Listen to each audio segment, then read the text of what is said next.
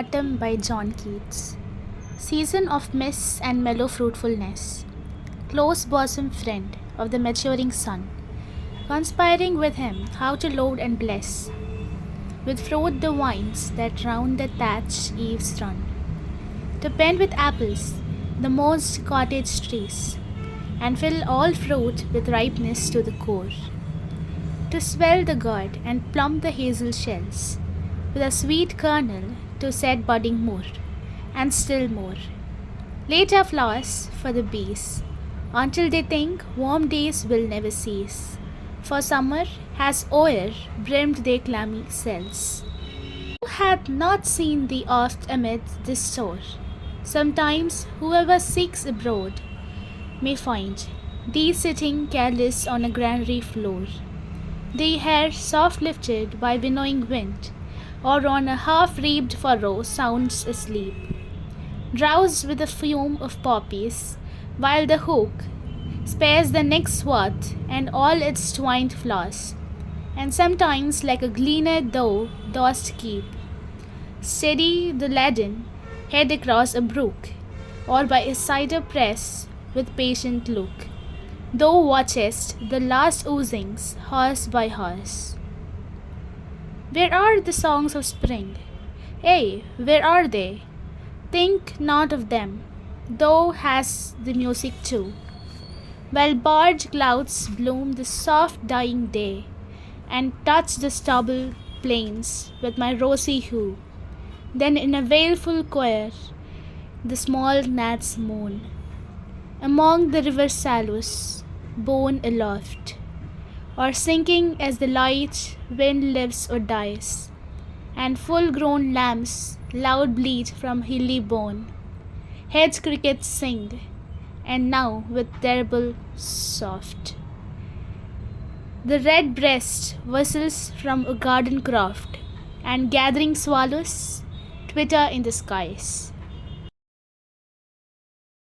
O Autumn by John Keats. Summary. Autumn, the season associated with mist and a general sense of calm abundance. You are an intimate friend of the sun, whose heat and light helps all these fruits and vegetables grow. You work closely with the sun to make lots of fruit grow on the vines that wrap around the roof edges of the farmhouses.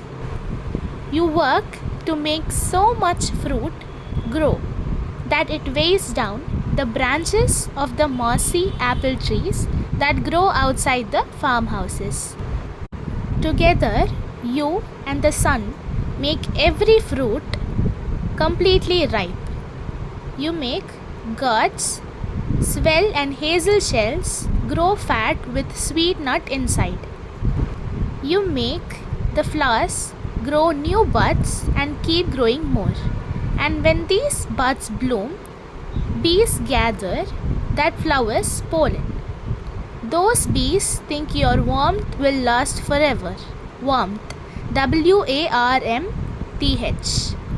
Because summer brought you so many flowers and so much pollen that the beehives are now flowing with honey.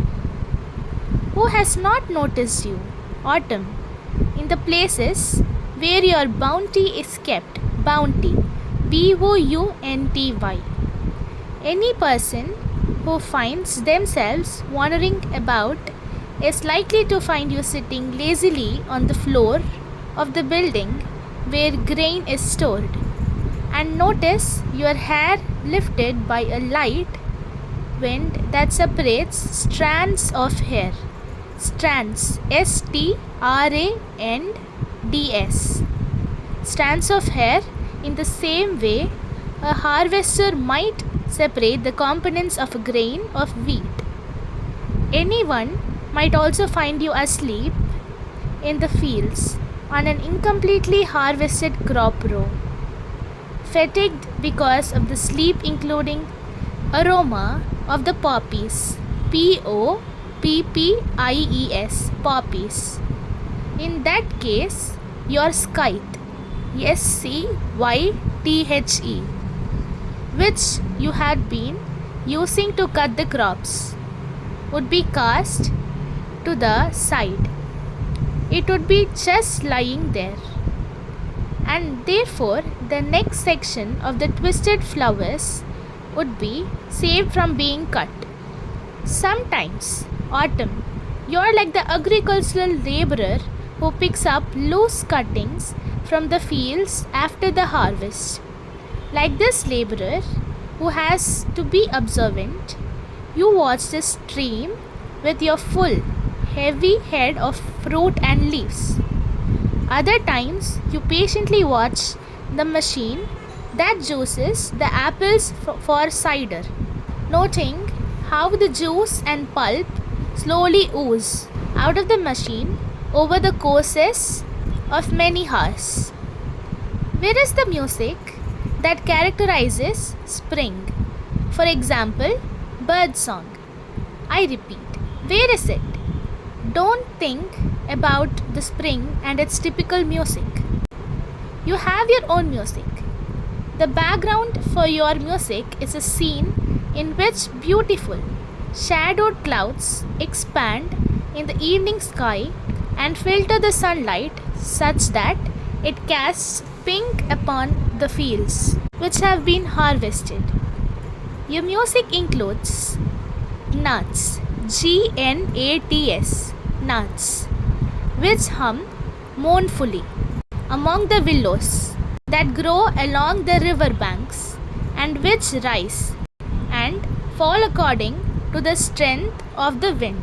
It includes mature, fully grown lambs that make their B-A-A-H, ba sound from the fence of their hilly enclosure. It includes crickets singing in the bushes and a red-breasted bird that softly whistles from a small garden. And lastly, it includes the growing flock of swallows which rise and sing together against the darkening sky. To Autumn by John Keats, Poetic Devices.